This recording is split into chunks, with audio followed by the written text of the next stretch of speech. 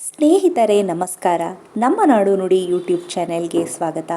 ಸ್ನೇಹಿತರೆ, ಸ್ವಾಮಿ ಚಿನ್ಮಯಾನಂದರು ಭಗವದ್ಗೀತೆಯನ್ನು ನಮ್ಮ ಕಾಲದ ಜನಕ್ಕೆ ಹತ್ತಿರ ತಂದುಕೊಟ್ಟ ಮಹನೀಯರು.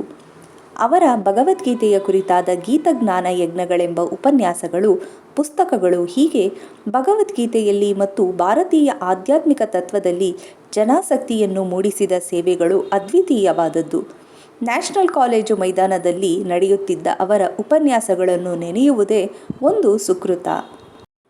ಸ್ವಾಮಿ ಚಿನ್ಮಯಾನಂದರ ಪೂರ್ವಾಶ್ರಮದ ಹೆಸರು ಬಾಲಕೃಷ್ಣ ಮೆನನ್. ಅವರು 1916 ಮೇ 8ರಂದು ಕೇರಳದಲ್ಲಿ ಜನಿಸಿದರು. ಅವರು ಕಾನೂನು ಮತ್ತು ಇಂಗ್ಲಿಷ್ ಸಾಹಿತ್ಯಗಳಲ್ಲಿ ಸ್ನಾತಕೋತ್ತರ ಪದವೀಧರರು. ದೇಶದ ಸ್ವಾತಂತ್ರ್ಯಕ್ಕಾಗಿನ ಹೋರಾಟಕ್ಕಿಳಿದ ಅವರು ಬ್ರಿಟಿಷ್ ಸರ್ಕಾರದಿಂದ ಕಾರಾಗೃಹಕ್ಕೆ ತಳ್ಳಲ್ಪಟ್ಟರು. ಸೆರೆಮನೆಯಿಂದ ಹೊರಬಂದ ಅವರು ದಿ ನ್ಯಾಷನಲ್ ಹೆರಾಲ್ಡ್ ಪತ್ರಿಕೆಯ ವರದಿಗಾರರಾಗಿ ಕಾರ್ಯನಿರ್ವಹಿಸತೊಡಗಿದ್ದರು.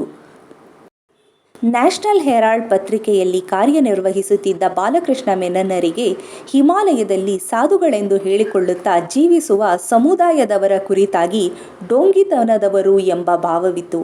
ಹಾಗಾಗಿ ಈ ಜನರ ಡೋಂಗಿತನವನ್ನು ಬಯಲು ಮಾಡುವ ವಿಶಿಷ್ಟ ಪತ್ರಿಕಾ ವರದಿ ಮೂಡಿಸುವಾಸೆ ಅವರಲ್ಲಿ ಗರಿಗೆದರಿತು.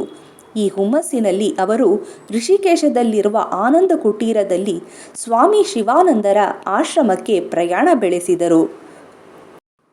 ಸಾಧು ಜೀವಿಗಳ ಬದುಕಿನ ಬಗೆಗೆ ತಾವು ಭಾವಿಸಿಕೊಂಡಿದ್ದ ವ್ಯತಿರಿಕ್ತ ಬದುಕನ್ನು ಅನ್ವೇಷಿಸ ಹೊರಟಿದ್ದ ಬಾಲಕೃಷ್ಣ ಮೆನನ್ನರ ಯಾತ್ರೆ ಪಡೆದ ಒಂದು ತಿರುವು ಅನಿರೀಕ್ಷಿತವಾಗಿತ್ತು.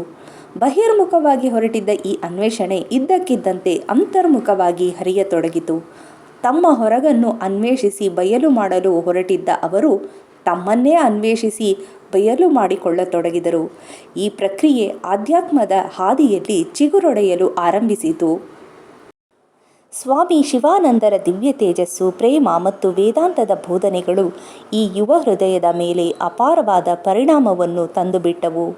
ಅವರಲ್ಲಿ ಅಂತರಂಗಿಕವಾಗಿ ಅಪೂರ್ವವಾದ ಬದಲಾವಣೆಗಳು ತೆರೆದುಕೊಳ್ಳತೊಡಗಿದವು. ಹೀಗಾಗಿ ಅವರು ತಮ್ಮ ಸ್ವಯಂ ಬದುಕಿನ ಮೂಲ ಉದ್ದೇಶದ ಕಡೆಗೆ ಪ್ರಶ್ನಿಸಿಕೊಳ್ಳಲಾರಂಭಿಸಿ, ಶಾಶ್ವತವಾದ ಸಂತೋಷದ ಒಳಗುಟ್ಟೇನಿರಬಹುದು ಎಂಬ ಕುರಿತು ಶೋಧಕ್ಕೆ ಮೊದಲು ಮಾಡಿದರು.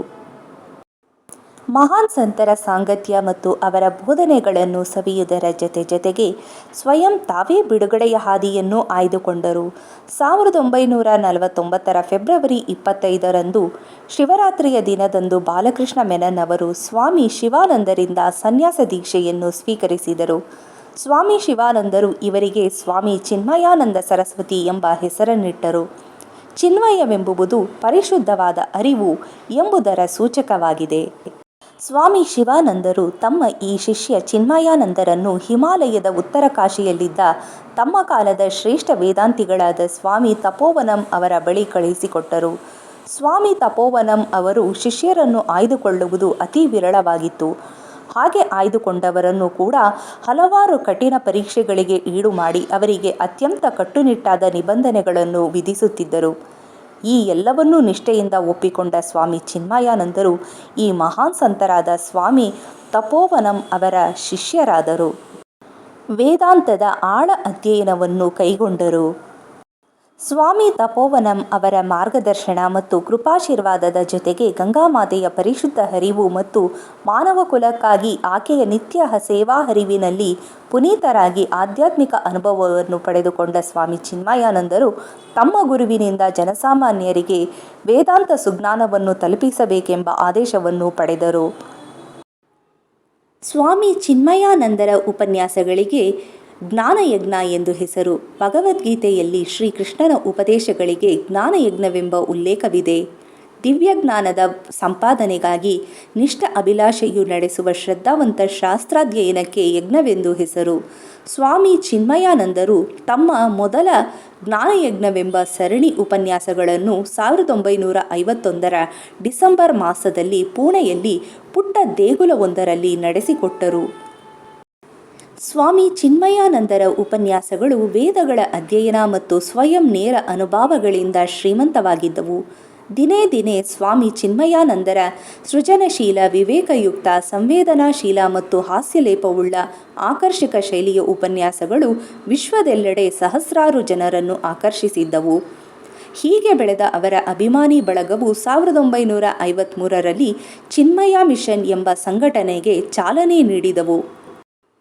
ವಿಶ್ವದಾದ್ಯಂತ ತಮ್ಮ ಬಳಿ ಬಂದ ಆಸಕ್ತರಿಗೆಲ್ಲ ಸ್ವಾಮಿ ಚಿನ್ಮಯಾನಂದರು ಅತ್ಯಂತ ಪ್ರೀತಿಯಿಂದ ಬೋಧಿಸಿದರು.